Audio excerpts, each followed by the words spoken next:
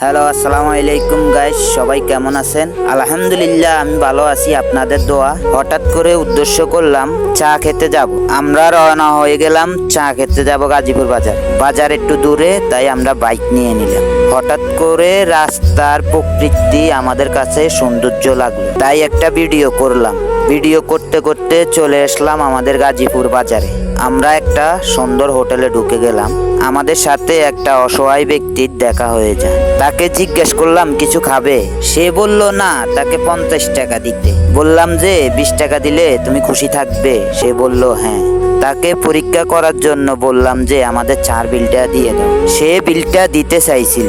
আমি বলছি যে না, দেওয়া লাগবে না, আমি তোমার মনটা পরীক্ষা করছি। অসহায় হলো যে মন বড়, এটা আজকে আমি পেলাম এই বাইক থেকে।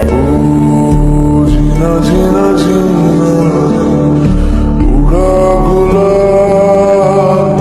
माई तेरी